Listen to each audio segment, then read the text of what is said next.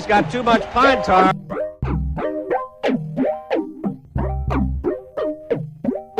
Sloppy jalopy.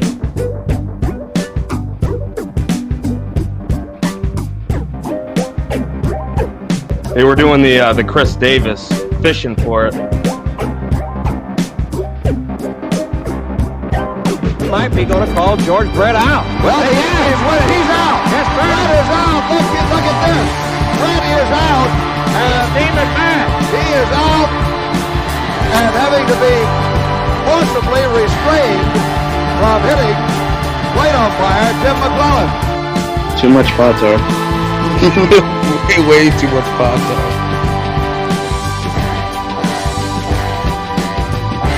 And welcome back to another brand new episode of Too Much Pod Tar, as we have Joey Ricotta returning to the podcast. You know, after the Cubs traded Yu Darvish, I know he's upset about it, so he's gonna go on some rants here on here. But yeah, break some of that down. But yeah, it's just to go over the trade again. It was Yu Darvish and Victor Caratini, his personal catcher, were traded to the Padres for Zach Davies and 4 prospects.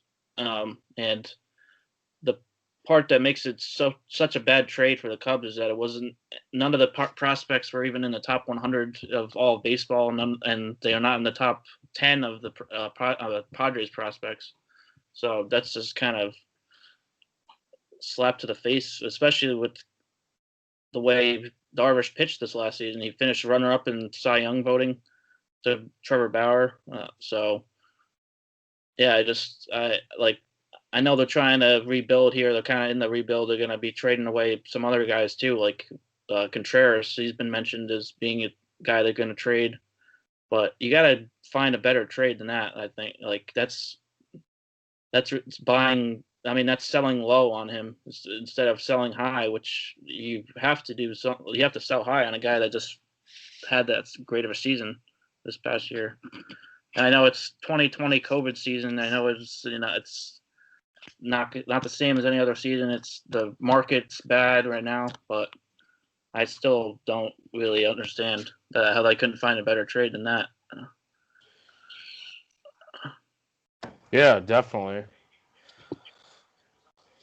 I don't know. We like we talked about before. I don't know. I think you got to find somebody to partner with, another trade partner, if this is the direction you were going to go with, and they weren't going to give you somebody like. I mean, Paddock was probably out of the question. Mackenzie Gore, excuse me, but or Paddock. He's probably both of those guys are probably out of the question. But, I mean, and I realize Blake Snell's younger. His contract is better. But if I'm not mistaken, they have 3 years of control for Snell as well, right? Oh, yeah. I think so. 3 I think it was 3. Yeah, 3 years. Yeah, because he signed his 5-year deal in 2019. So yeah, 2019, 2020. So then yeah, three more years. Okay. Well, and like I was saying, I mean, I get it because he has more value because of his age, because of his upside for. I mean, I don't know. Upside wise, we can go back and forth because yes, Darvish is 34, but he was pitching the best baseball that he has in his entire career. This last season, it's a shortened season, so you got to take it with a grain of salt. But you look at what he did in the second half of last year, from the second start in July, I believe, and the guy was fucking dominant. I mean, it was pointing this direction of, him dominating this year, and he did. And he was the runner-up, the Cy Young runner-up. So it's like, you go back to that, and then you look at his start with the Cubs. So there's beat writers, and I don't really want to name names, but I'm gonna name a name. Gordon Whitmire. Listen, he does okay work, but he said Darvish hasn't put it together for a full season with the Cubs. Yes, that may be true, but you equal out his starts from the second half of 2019 and from this season, what is it, about 25 starts of just dominance, sheer dominance. And you're talking about the pitcher that has the highest K per nine in the history of the major leagues among qualified pitchers. So that's freaking ridiculous right there. Mm-hmm. So what you get in return with Zach Davies, people are trying to say, well, you got a guy with a decent ERA. Now you have three pitchers that are basically the same as far as the way they pitch. You got soft tossing Kyle Hendricks, good at mixing speeds, and Hendricks he's fine as an ace of any team. Like, he's as consistent as they come. But Alec Mills and Zach Davies, okay. But it's not a 1-for-1. You don't replace Darvish with Davies and say, oh, we did okay because we got all these lotto tickets that are 17 and 18 years old that most of them don't even have any professional baseball experience. They have not played a game of professional ball. So you have really no track record to go off of. You don't know what to expect. They all seem like they have a lot of upside. But when you're talking about selling high on a guy, this is the time to sell high on Darvish. I agree. And I don't disagree that maybe they should have done this, or I don't necessarily argue that this was the right move to make, moving him. But when you move him, you better make sure you have a decent plan or deal set in place. And I don't think they got, no matter how many prospects you get in return, I don't think it equals, you need to get the right value. And maybe one of these guys proves us wrong and turns out to be a bona fide stud. And I'm not saying that they can't, but they're not projectable as far as, like, you don't know when the hell they're going to get here to the major league level. So, like, you need somebody, I think, that's like a couple years away, that's a top 10 prospect if you're going to make a move like this. And Snell got them basically two top 10 in their system. I believe Wilcox, I'm not sure. Where was Wilcox in the Padres system? I think it was like maybe 15 or something like that. 15, okay. But Patino was 23 overall. Yeah. So, I mean, and I know, I'm not comparing the situations entirely because Snell has more value. So we know that because of age. But if you're going to sit here and tell me, not you, Alex, but Cubs fans, whoever, that Darvish doesn't have at least two more good years in him as like an ace level Darvish, then you got to be shitting me. I don't think you've been watching the same pitcher. He was, and I guess I'll go over what we talked about earlier. Coming off the 2017 World Series, he had all kinds of confidence issues because he got lit up, absolutely destroyed in the biggest games of his life in the World Series. And come to find out, he wasn't tipping pitches. It was the Houston Astros cheating. Now, all that comes out right before this season, and a huge weight was lifted off of his shoulder. And you could see the weight was already coming off of him halfway through 2019 when he dominated from the second start in July till the end of the season. And the guy just went off. Barely walked anybody. Walked like 7 guys in like 82 or whatever it was innings pitched. So I don't know. I'm upset because, like, I don't think we're really valuing, like, us Cubs fans should be upset that it was basically a money dump and we took lottery tickets. And Jed Hoyer and the Cubs are saying this is the best we could have got for him. I do not believe that. I think it's the best they could have gotten from the San Diego Padres. That was their price. But I do not believe that it was the best. And I think Jeff Passan came out and said, there was an article that said that this is basically just kind of the market right now, that, the pandemic hit everybody, and this is just, nobody's really going to be spending for stuff, and they don't want to take out these sets. I understand that. But the Cubs, you are in a big market, and it hit the Cubs extremely hard with all the endeavors that the Ricketts family, the Cubs, they own the Cubs, all the endeavors that they're involved in, and all the stuff that they're paying for, and they were relying on for the Cubs to pay off, because with fans and stands and people around Wrigleyville and the rooftops and Hotel Zachary and all these other things. And hey, yeah, they lost money. They lost a lot of money. They said estimated upwards of $100 million this season. And baseball, Major League Baseball, I think they lost an estimated $4.5 billion. So the Cubs upwards of $100 million, and projected to be upwards of $100 million this next year in losses. But they just launched the Marquee Network this last year, so they had a lot of money tied up into that. And all the other things that they're doing and buying and trying to improve around Wrigleyville. That's on them. At the end of the day, that's on them. And they've screwed the fan base, because I know it was unpredictable. Like, the pandemic is unpredictable. We know that. But at the same time, they put themselves in this position to have to do something like this. And we already have, the highest ticket prices in baseball? The Cubs, I believe, are the highest ticket price in baseball.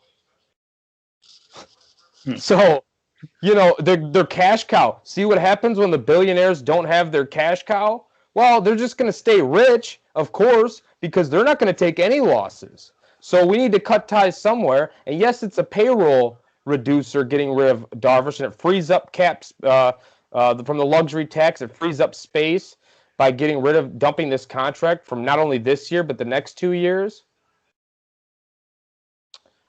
But you got it. That's not. I just don't believe it. I can't believe it. It can't be. The only thing that you could have done with this was take on these non-projectable players for Yu Darvish, a bona fide stud. And I will say that I will go to the end of I'll go to the end of time saying this, because I was on his breakout before his breakout with the Cubs, and people were just dogging him left and right, dogging him. And you don't understand what kind of confidence, if you don't play baseball, and I never played baseball on that level, but I can put myself in the mindset of, you have your biggest failure on the highest stage of them all, and to come to find out it wasn't even really you. And then you have an injury that season too. So everybody's judging him on this one season that he was terrible and really didn't play much. His first season with the Cubs, and this contract is ridiculous. This contract is a bust. You know what? No, it wasn't. It was actually a pretty damn good investment. But now they have to make the payroll cut the payroll. Yeah. They're getting rid of him. But I don't know. It's so maddening, because we're talking about just decision after decision that they've made that has kind of, we can go back and we can look at what Jose Quintana got from from us. Oh, yeah. I agreed with the move at the time, because I said they're going for it, and there's more control. We have more years of control for Quintana, who's now gone.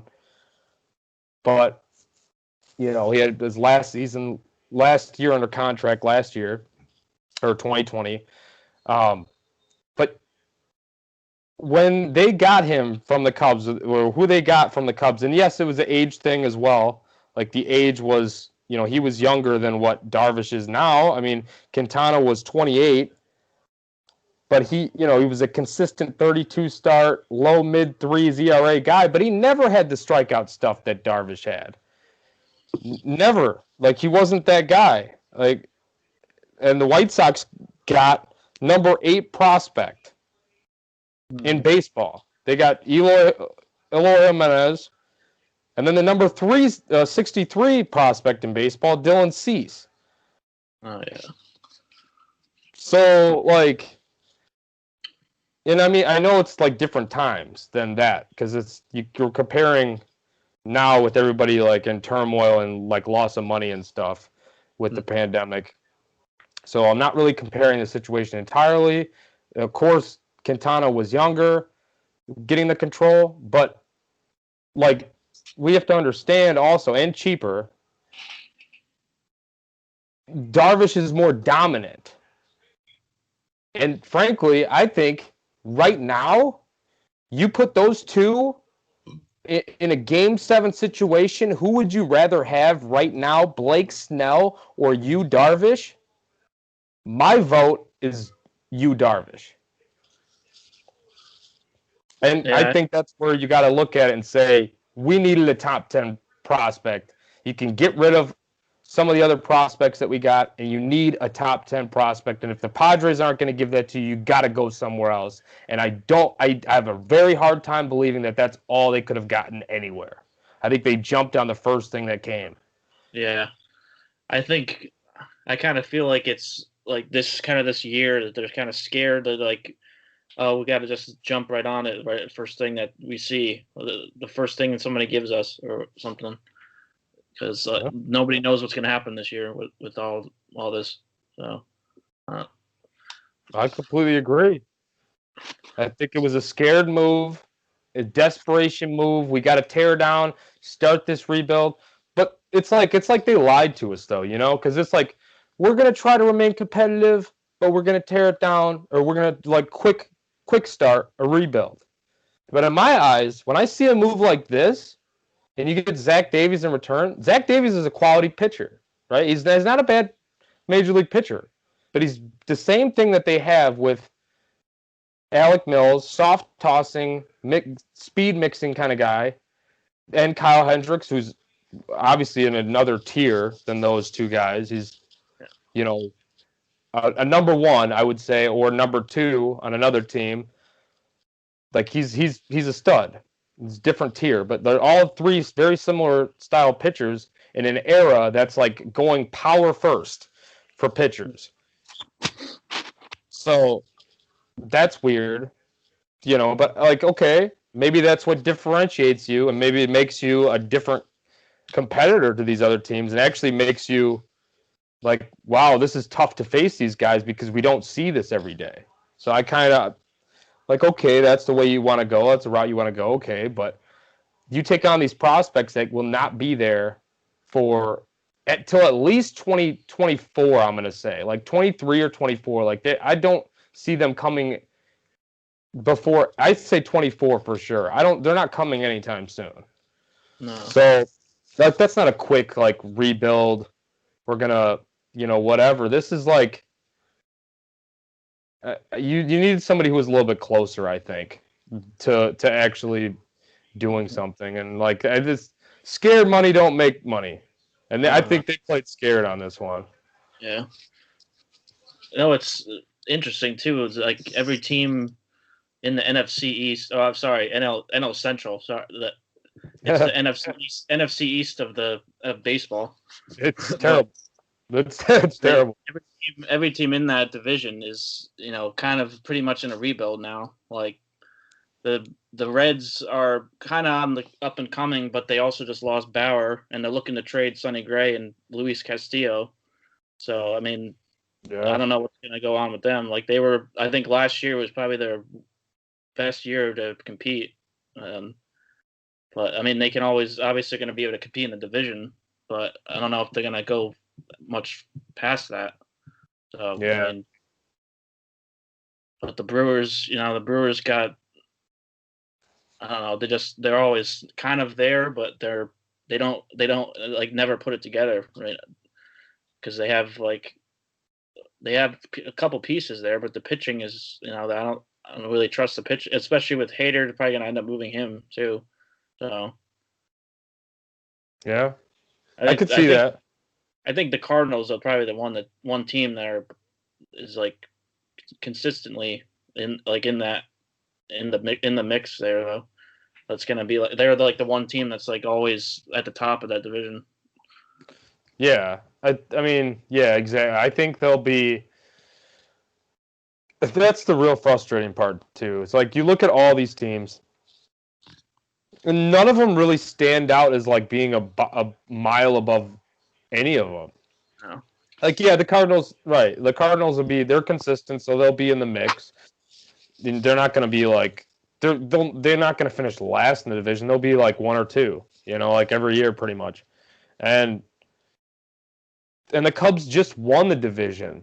Like, that's the messed up part. Like, all the things that the Cubs needed, out of all the things the Cubs needed, pitching was not it. Like, starting pitching was not the starting pitching with Darvish, Hendricks, Alec Mills stepping up.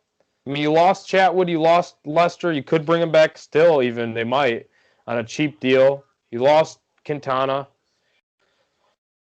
But, like, for the most part, that's not the issue. Like, the hitting, it was just clutch hitting. Clutch hitting was always the thing. Contact hitting. Didn't have enough contact hitting when you needed it. You had down years from guys like Baez, down years from Bryant. Bryant might still be traded. Now they're talking about shopping around Wilson Contreras. Then there's other talks about extending him, or that's not the plan. They're not going to shop him around. I mean, it's like insanity. The amount of like twists and turns that so far this offseason has been with the Cubs. Like, it was like nothing, and then now it's like, yeah, the wheels have spun out of control. And like, honestly, and I'm not saying that they shouldn't be in like a rebuild type of mode with the amount of money that they have to work with, and the contract situations, the extensions that they got to do, and figure out who they're extending. Which, from what it sounds like, it's going to be Baez and it's not going to be Bryant. Yeah, that's a whole nother thing, because Baez, he kind of showed that he has a lot more volatility in his game this last year than Bryant does, because Baez was very awful at the plate this last year. And I know no fans being there, that's big on somebody like him. He's an energy guy. I think that really affected him. So I don't think this isn't Baez. He's not going to be this bad. But like, I don't know, man. Like, you could be making the wrong decision there. Like, we could be making the wrong decision with extending him and not extending Bryant. And then, I don't know. Like, Wilson Contreras, I think Contreras and Rizzo, those are the two guys that if you're going to trade right now, they will get you the most in return right now. Like, yeah. And that's the messed up part, is like neither one of those guys are guys that we want to get rid of, that nobody wants those guys to go. And I looked at Darvish like that. You're going to get rid of one of these guys if Darvish is the guy to go. And that's what that just keeps making me more and more mad. I understand his age. I understand the contract. But you really got nothing in return that's projectable for the future. You got things for the future, but we have no idea when or how good they will be when they get here. So, I don't know. I feel like I'm dragging on and on now, but I actually have an interesting question. Like, would you rather be like the Cubs making a trade like that where they get nobody that good, or would you want to be the Royals of 2015 who didn't trade anybody and got nothing for them, lost them in free agency? Sorry, repeat the Royals side of that.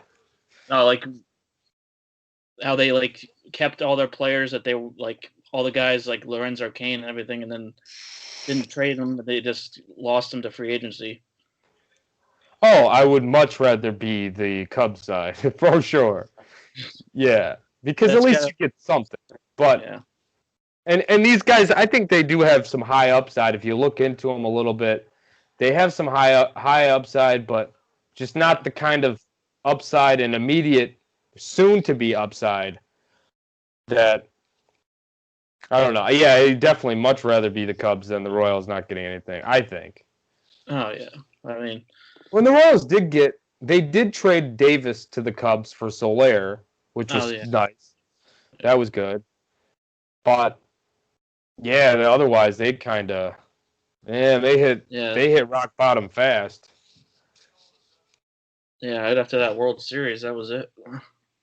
Yeah, I mean, that was. for them though, like even getting back to the World Series in 2015, like after 2014, like for a team like that, like small market, that's like even that's a good thing in itself, just to and then be able to win it. Like that's what they always look to do, anyways. Win at least one, and then And then tear it all down again. yeah, well, like the Red Sox are doing now too.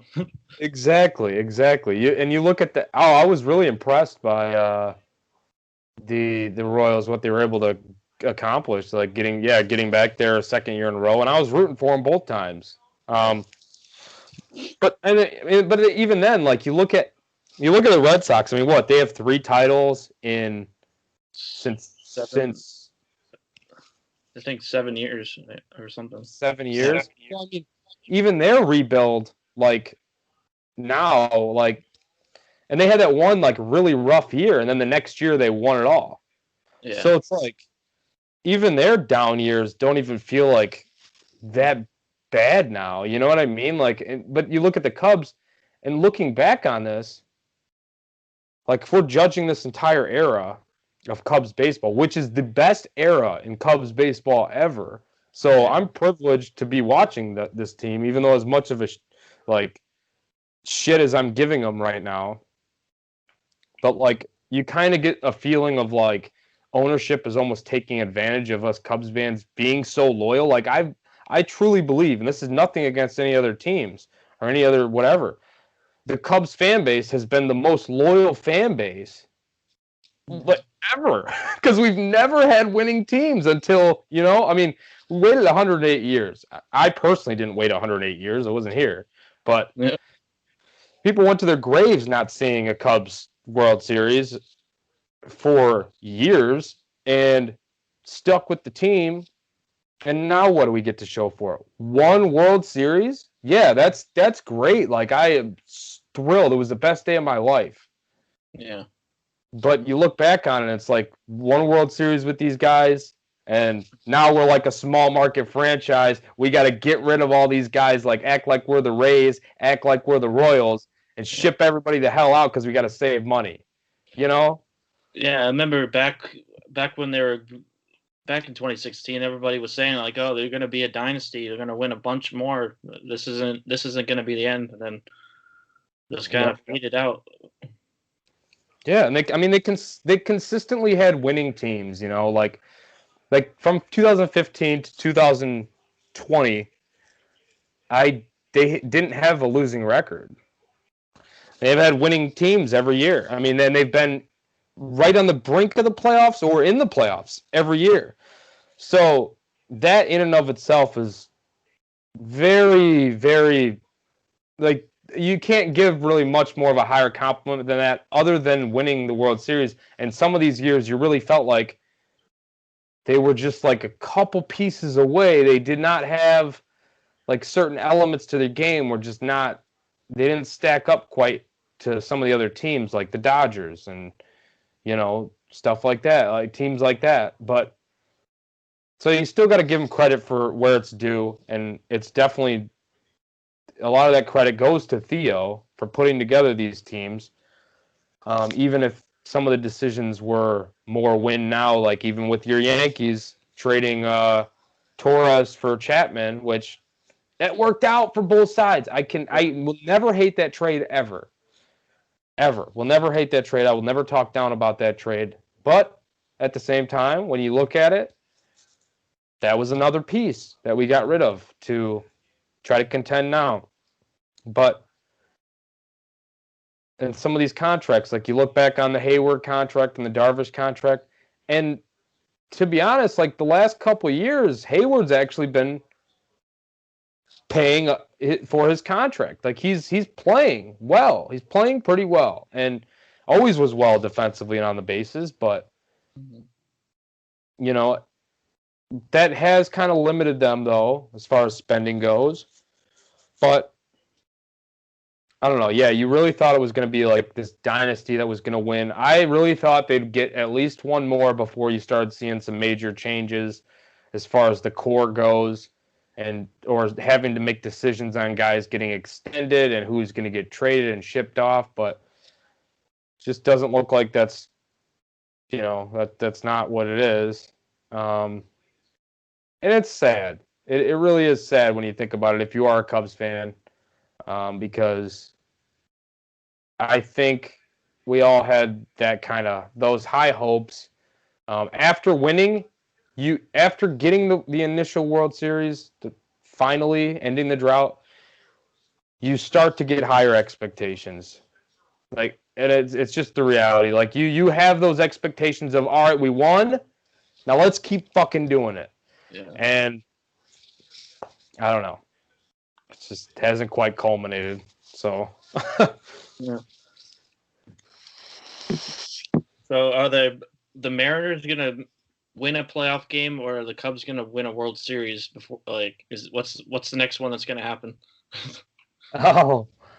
Or make the Mariners even just making the playoffs? You know, I still think, because I don't know, they've got some decent prospects, I guess, huh? I'm trying to. I feel like to make the playoffs.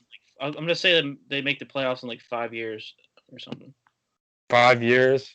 I'll give them 5 years. I could see that. I could see Because they that. have the longest. They have the longest playoff drought in like all of sports or something. I think 19 years. It was 2001, right? Yeah. Oh, that was the Griffey year. Griffey and Oh yeah. Avery was he the team? I don't remember. What'd you say? Was Sherrod on the team? I don't remember. I think he was. Let me see. Edgar Martinez was. Yeah. But yeah, that team. Oh man. Okay, so are they going to make the playoffs, or the Cubs are going to win a World Series first? That was the question. Yeah. Oh wait, actually, A-Rod was on the Rangers in 2001. 2000 was his last year with the Mariners. Okay. But yeah, the Mariners gonna make the playoffs, or the Cubs gonna win a World Series? For like, what's the first one? I put my money on this. This could be. See, if they play their cards right, because they will have money to spend now. Next year, maybe, but definitely in 22. I don't know. I don't want to even say it because I feel like I'm gonna jinx it. So I'm gonna say I think the Mariners will make the playoffs before the Cubs win a World Series, and I would just rather take that side of it and then be pleasantly surprised if the Cubs win the World Series before they do. But I wouldn't mind them making the playoffs. Both things could happen the same year. I'd be happy. They're both like pretty like completely different things, really. I mean, Right. Because I'm not saying like, the Mariners are going to win the World Series next year. Yeah. That's the longest of shots. Yeah. What are those odds? Like plus 500,000 to 1. Yeah. Probably something like that. We could actually look it up. I'll check my DK Sportsbook and find that out. Yeah. You know what team I really want to see? I know I'm not alone here. I know you probably feel the same way. I really want to see the Angels. Yeah. It's something I'm obsessed with now. I want to see the Angels, and I want to see the Angels. I would love, honestly, I'm rooting for the Padres now too. Yeah, I want to see the Padres too. Yeah. The Angels, I want to see Trout just get into the playoffs and just show why he is the best player in baseball. And they were talking about it on MLB Tonight last night. I was listening or watching with Dan Plesac and who's the host?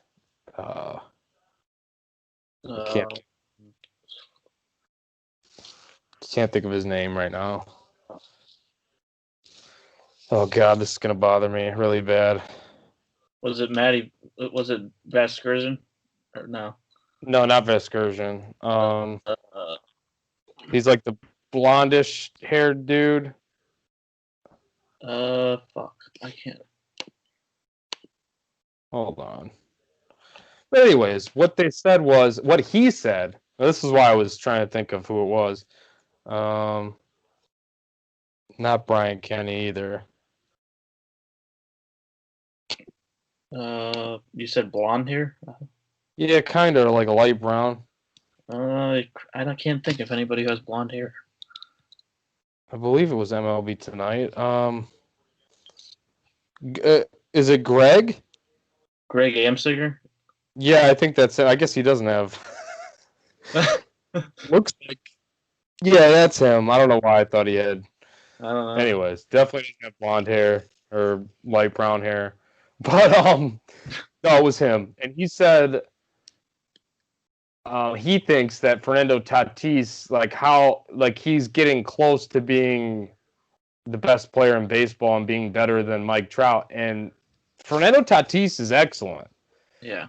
But he's not there, no. There's no Mike Trout, and he's not there. And Mike Trout is not falling off. He had a lot going on this last year. Yeah. With his kids and stuff, and people say that about Mookie too. They say he's the best player, but I mean he's definitely right there at number 2. But I wouldn't say over Trout. Oh, for sure, yeah. Bat's number 2. And you could throw Tatis 3, or you could you could make an argument there too. Like you could say at the top of their game, I feel like there's an argument there with Ronald Acuna, with Juan Soto, with Christian Yelich. Like you could put those guys in that bucket, but Tatis plays shortstop and he's a really good defender too. So I would say Tatis probably 3rd, maybe. I don't know. Yeah, he's definitely in the top, 6 or 5 or 6, I think. Yeah. But yeah. Oh yeah, back to those odds though. The Pirates are the worst at plus 10,000. Oh. The Mariners are plus 8,000. Jeez. Yeah, the Royals and Tigers are both 10,000. Royals and Tigers are what? 10,000. What were the Mariners? 8,000. Oh. So okay, so I was a little bit extreme with their odds, but what did you say? What their odds were? I don't know, way more than that. Like 5,000. 500,000 or something. Yeah, that's not realistic. They'll never put the odds like that. Wow. But if you bet on the Pirates, and they win. Oh man.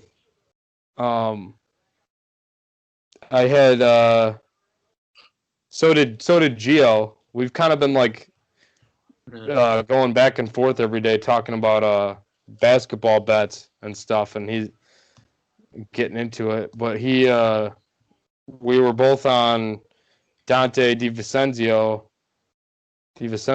with over on 1.5 threes, and he got that. And then I was on some college basketball stuff. Arkansas -3, they won, they covered, and then Mississippi State plus 7.5, and they covered.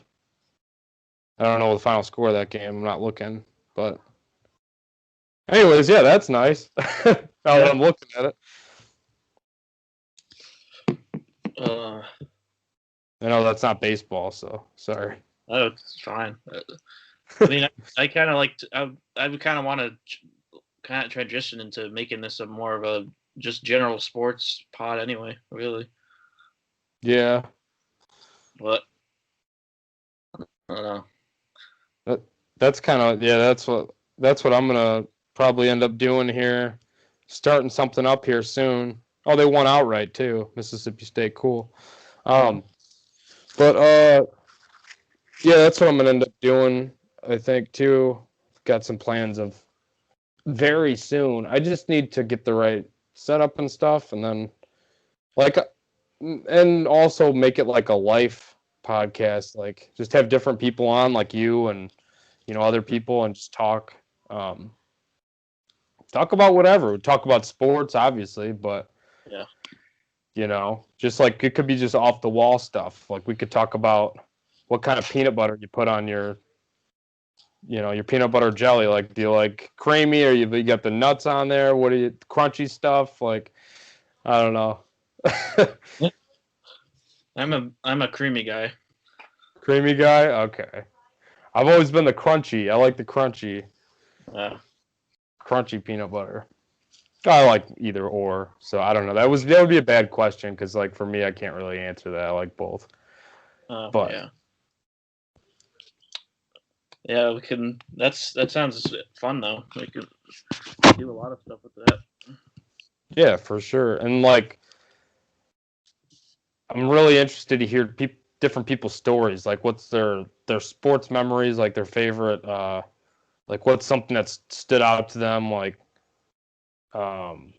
When they were younger, and then maybe made them a fan of a certain sport or team, or like made them hate a certain sport or team or player, and then what they took out of that, and then just stuff like that. Like, I feel like that'd be really interesting to hear a lot of different people's takes on that.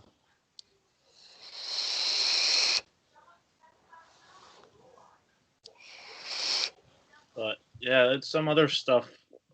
I guess just baseball related. That was kind of funny.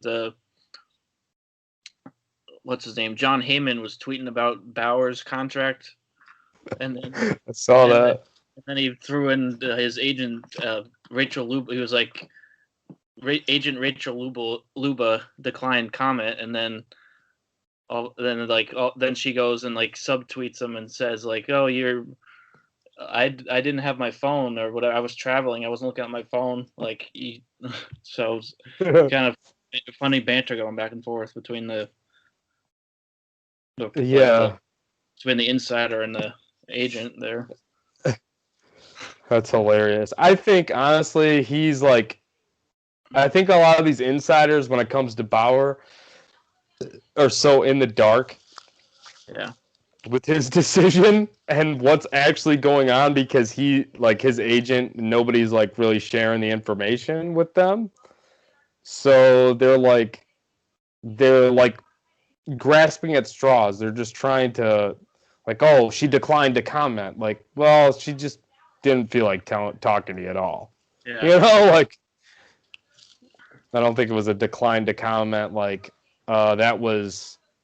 I declined to comment because there's truth to that. I think it's funny though watching this stuff go back and forth.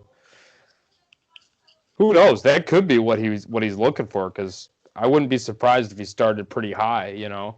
Yeah. But some of the thing it was well, this is one of the things that she said back. It was like, it says, what's her name? Jessica Kleinsmith even tweeted something. It was like, to be fair, Rachel isn't a great texter. And then Heyman said she did actually text back to decline comment. And then Rachel was like, I've been traveling all day and haven't opened your text RE contract lengths and money amounts. If you're referring to prior conversation we've had, when I declined to comment, I feel it's disingenuous to tweet this without giving me a chance to respond to your text this evening. That's hilarious. Yeah, that's funny. I don't. That's funny. I feel like I don't know. I like that Rachel Luba, and I really like Bauer, what he does on social media. Heyman's like one of those guys you just if he has some good news, sometimes like you got to follow him because sometimes he does break stuff. Yeah. But he's kind of a jag. Yeah. Passon is definitely the best one. Passing, yeah. I like him and I like Rosenthal. Yeah, him and Rosenthal. Yeah, they're the most they're the ones that get the news. Usually, the first ones to get the news out. Yeah, for sure. It was weird because I think the one who broke the Darvish trade was it Nightingale? Yeah, I think so. And I usually can't stand Nightingale either. Usually, he gets it wrong. Yeah, he gives you a complete opposite of what the deal was. Like, yeah, he would have probably told us that the Cubs were getting Gore for Alec Mills or something. Like, yeah. Or he would have said, "Oh, Darvish was traded straight up for Mike Trout." yeah, I don't know, he's weird. I can't. Sometimes him and what the heck, John Heyman, they both go on 670 The Score sometimes, and I'm like, so I have to listen to them on the radio sometimes when I'm driving if I'm listening to The Score, and I'm like, oh man, like, why can't they get Passan or Rosenthal to come and talk on the radio? Like, why do we need these two? But every now and then you find something out from them, so it's like, all right, I guess I'll put up with it. Like, yeah. The funny thing is, like, the picture that he has on his Twitter, kind of like if you look up a picture on Google, it looks nothing like him. Like the picture he has is all blurry, and it's like which one? It's hard to even see it. For Heyman? Oh, for Nightingale. Oh, it's like, let me see. It's like, is that even the same guy? I'm like, what the hell? It's probably not. Well, somebody once even said, like, is Bob Nightingale even real? Is he a real person? Nobody knows. Yeah, that doesn't look real. It looks like Tom from MySpace. Yeah. Like, I mean, I think Tom from MySpace actually might be real, but who knows? Mm-hmm. That's funny.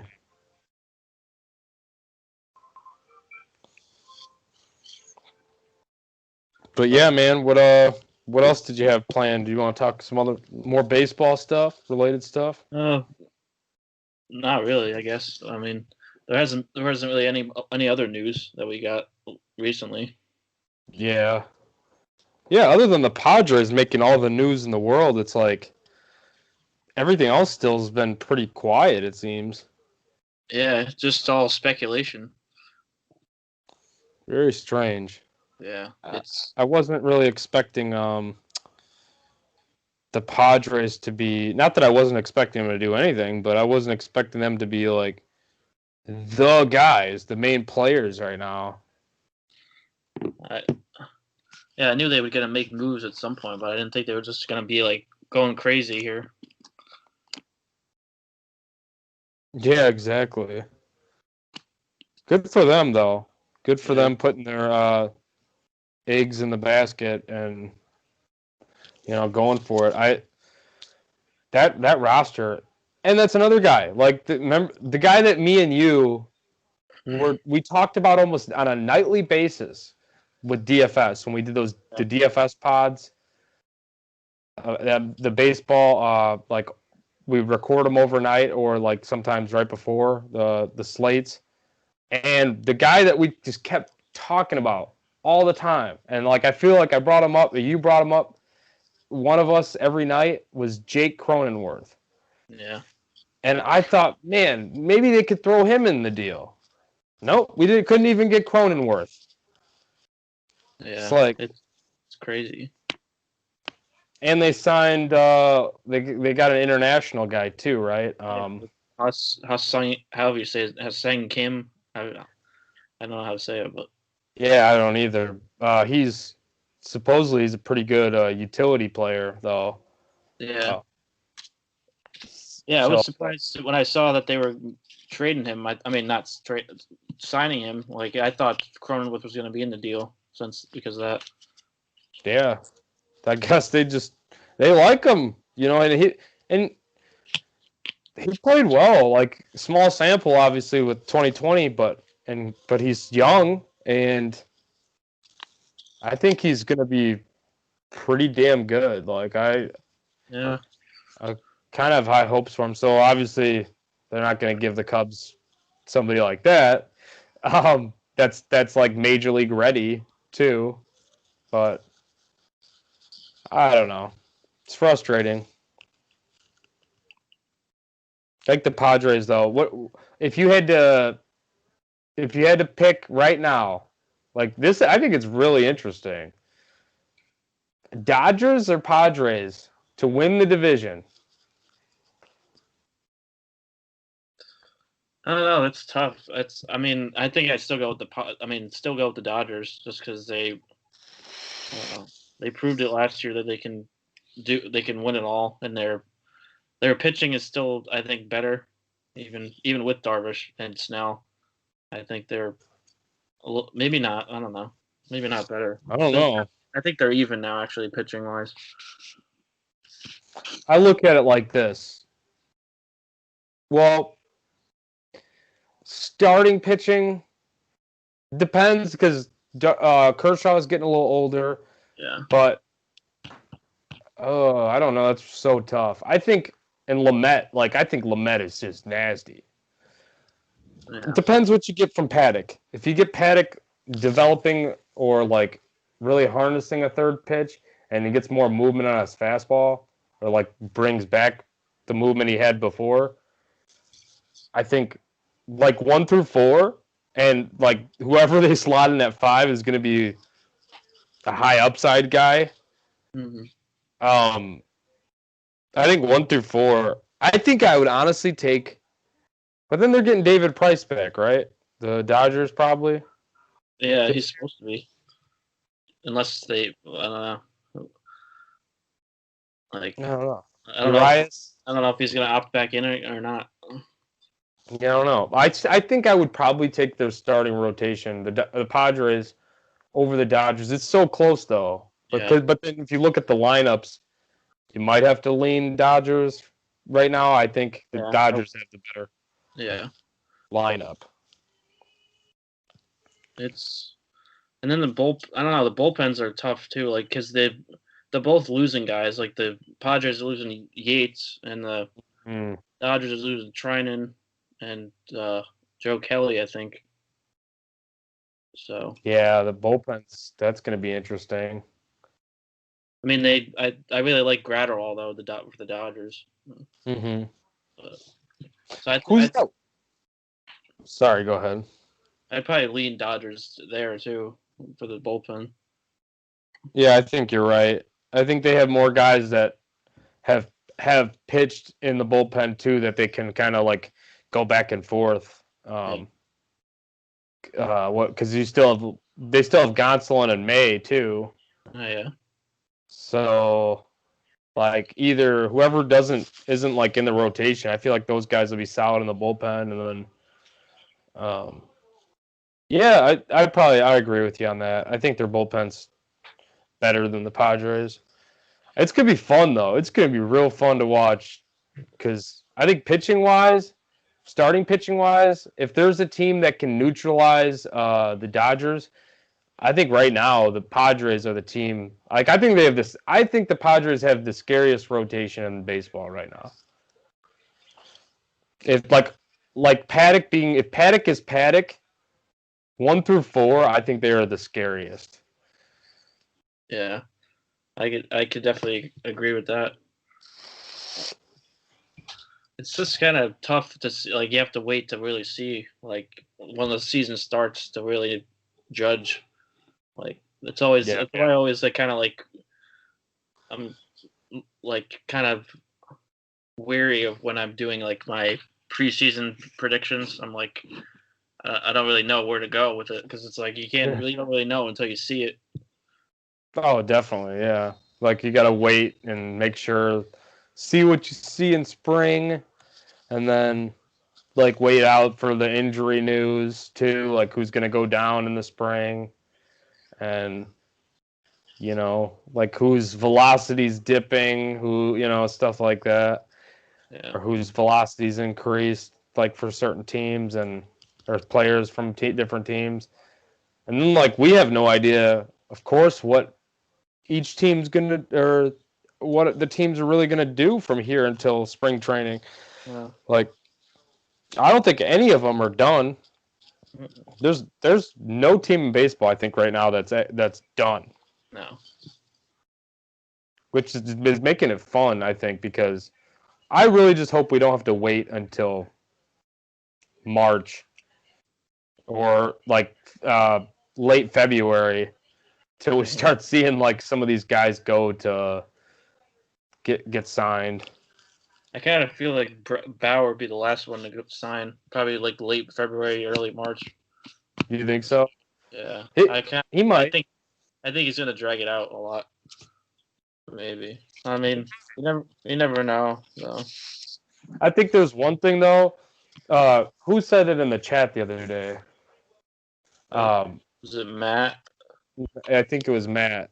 He said he doesn't think. I don't know if he said he doesn't think or he could see him like signing in the middle of the season or something, like Keuchel.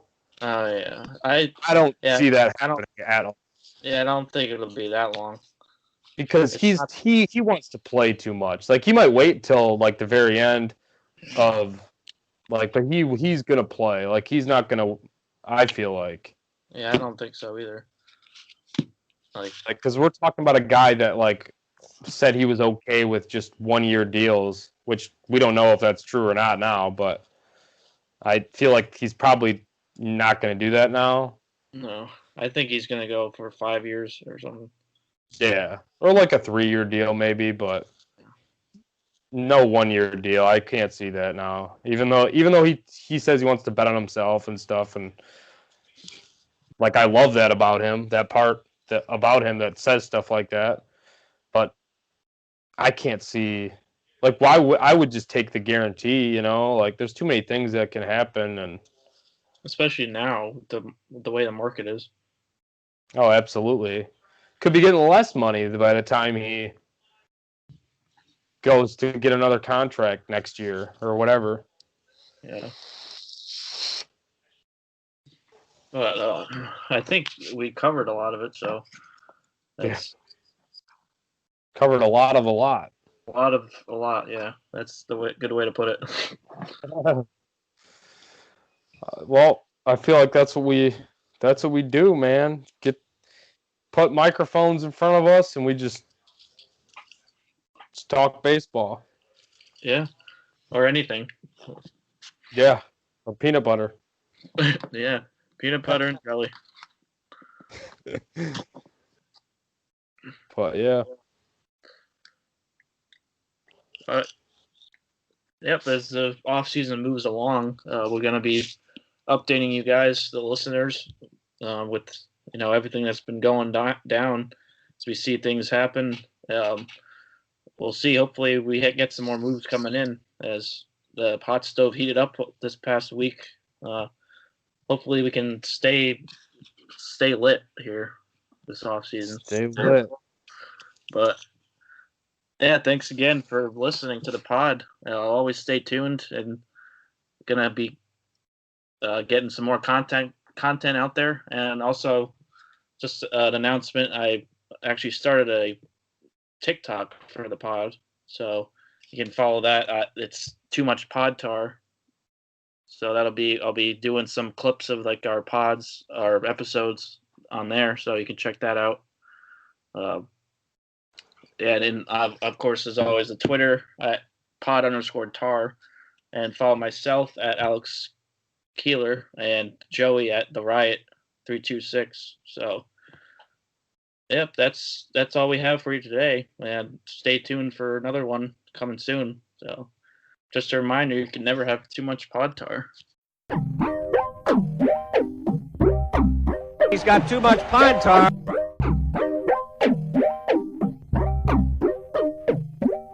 Sloppy jalopy.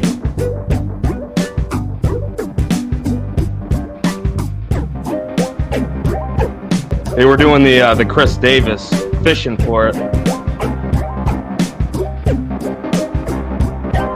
Might be going to call George Brett out. Well, he is. He's out. Yes, sir. Brett is out. Look at this. Freddie is out, and Team is back. he is out and having to be forcibly restrained from hitting plate umpire Tim McClellan. Too much Potter. way too much Pato.